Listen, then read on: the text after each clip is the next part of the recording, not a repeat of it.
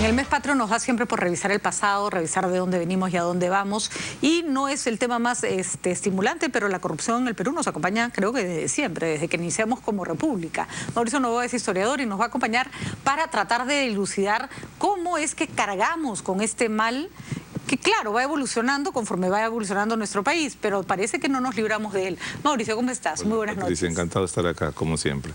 El origen de la corrupción en nuestro país probablemente que tenga que ver con su origen colonial, esta suerte de distancia entre la colonia y el virreinato y el reino. Ya había indicios de que la gente hacía mucha trafa, ¿no?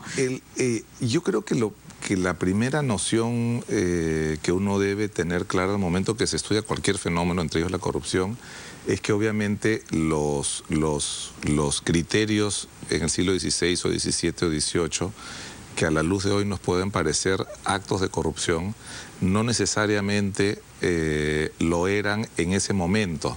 Y en ese sentido, lo que mencionas de la distancia, efectivamente, eso, una de las lecturas es pensar que efectivamente los criollos y los curacas, que en el fondo son los que tenían el control real sobre el territorio del virreinato, porque el virrey era un ave de paso, o sea, el promedio de gobierno del virrey son 5 o 4 años, y eran otros mecanismos, digamos, hoy día llamaríamos intermedios o regionales, los que realmente tenían el control real del país.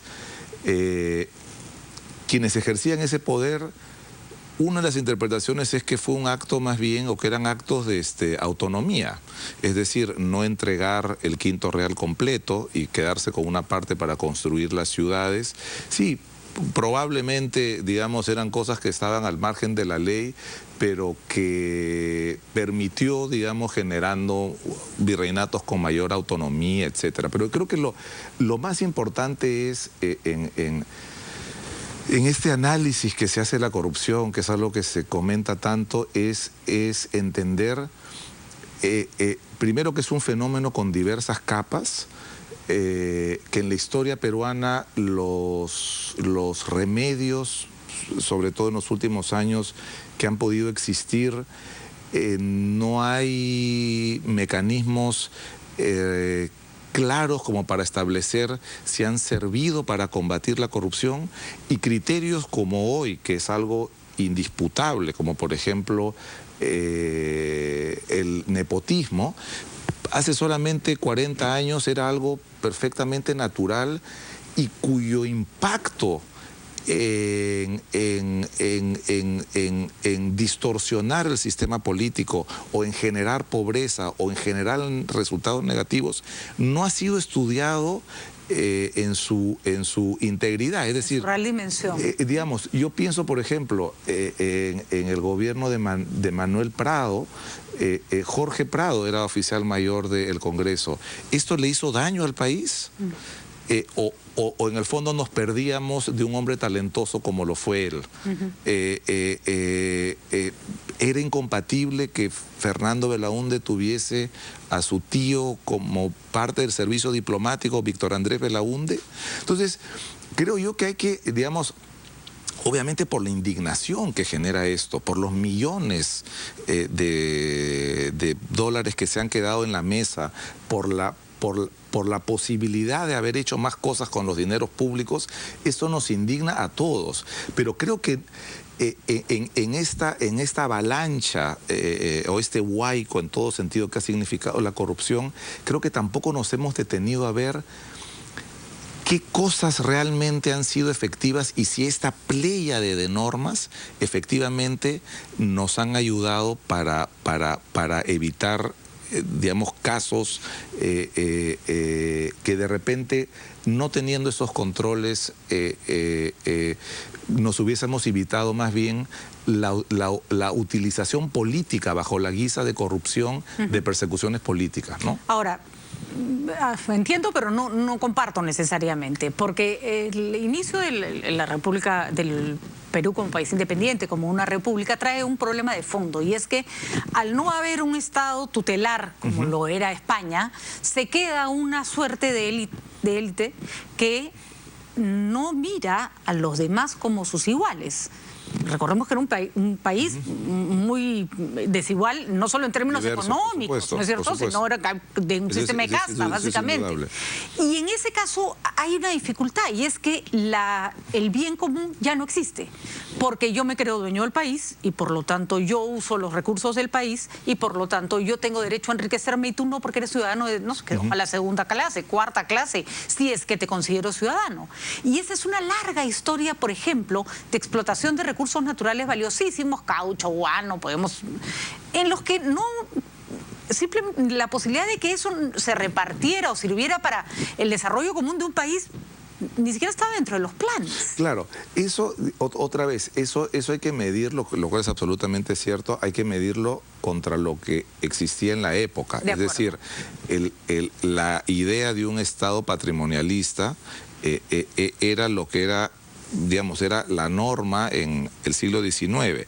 Es cierto que nosotros no tuvimos una revolución industrial y que prácticamente toda la generación de riqueza provino de la asignación, muchas veces arbitraria, de recursos naturales en favor de determinadas personas. Y determinados grupos. Y determinados grupos. Y eso es un hecho concreto.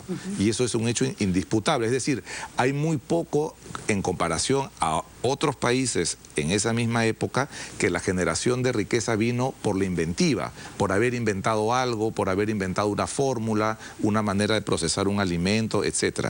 Pero otra vez, esa lógica patrimonialista, digamos, era, por decirlo de alguna manera, la norma. No hay, de la misma manera, esta separación entre personas que dirigían un país y no votaban, sucedía también en Inglaterra. Pero México tuvo, por ejemplo, una revolución, no voy a decir que la corrupción en México, pero de alguna manera les igualó el piso y En el siglo XX, claro, lo que no hay, lo que no existe en el Perú, que existe, por ejemplo, en Estados Unidos, y esto es lo que a veces no se toma en cuenta en su real dimensión, es como el New Deal, en el fondo, al ponerle límites al capitalismo y al ser algo ferozmente criticado por los plutócratas americanos, en el fondo termina salvando el capitalismo, porque Roosevelt entiende que si no le pones límites al capitalismo... O sea, el enriquecimiento indiscriminado, esto era un sistema que no tenía salvación.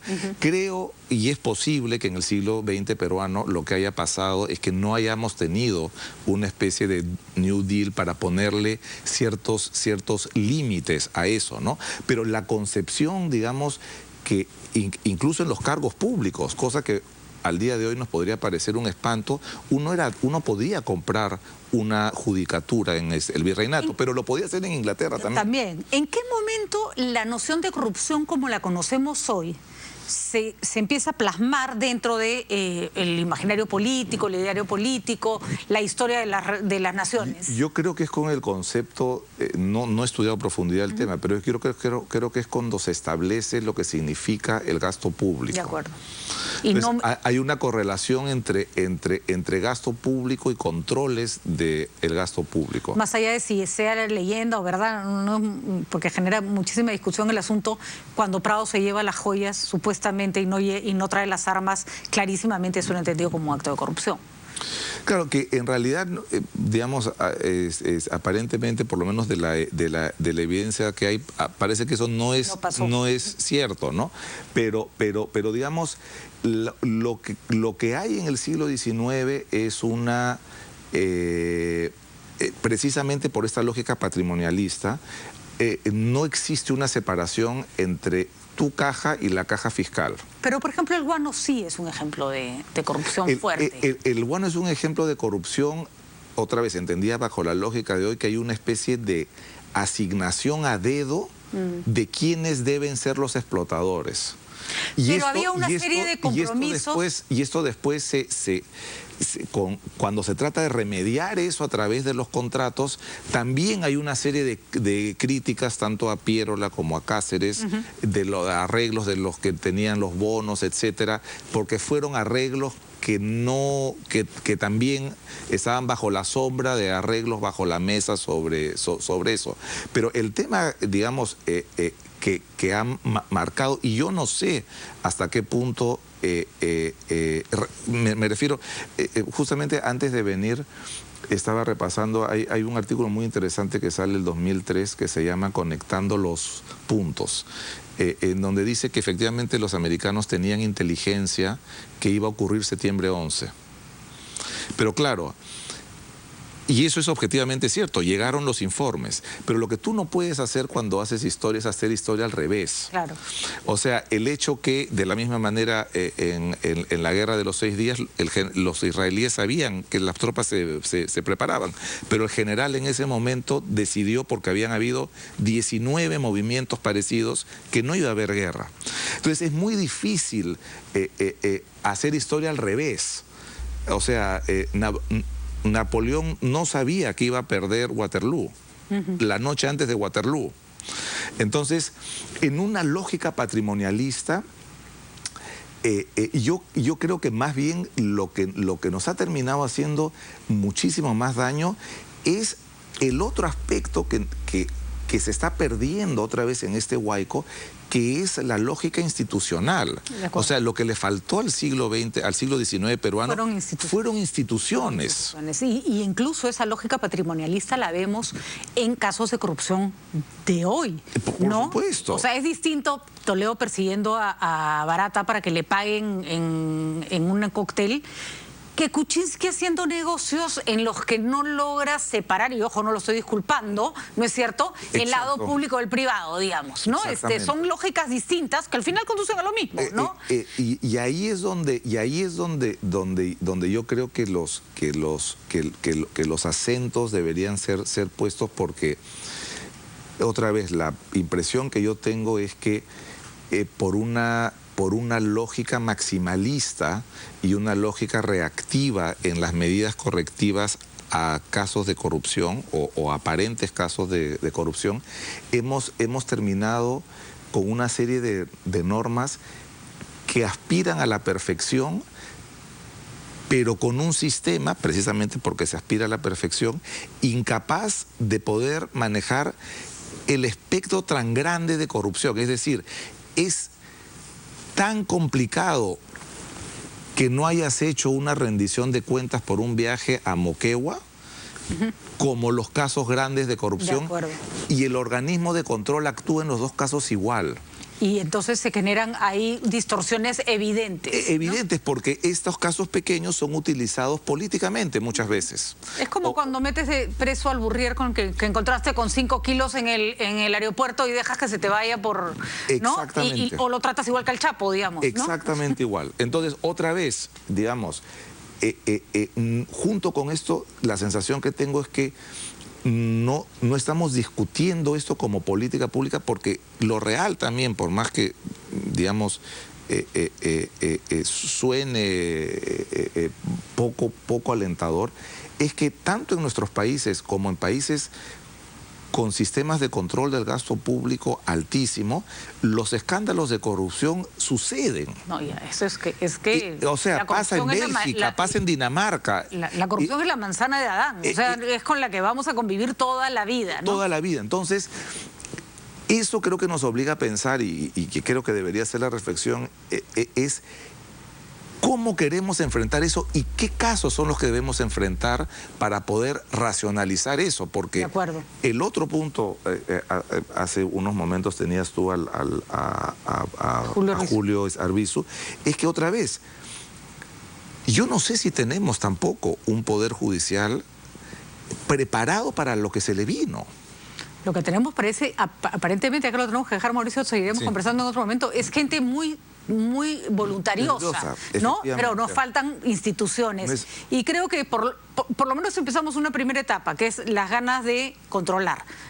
Tenemos que pasar a una segunda, la forma, ¿no? O sea, afinar no meter todo en un mismo saco y tratar de buscar los matices que son necesarios. Muchísimas gracias, Mauricio. Encantado. Te tendremos de todas maneras en Fiestas Patrias hablando de otros temas también importantes. Les agradecemos a ustedes la sintonía. Gracias por estar con nosotros. Muy buenas noches.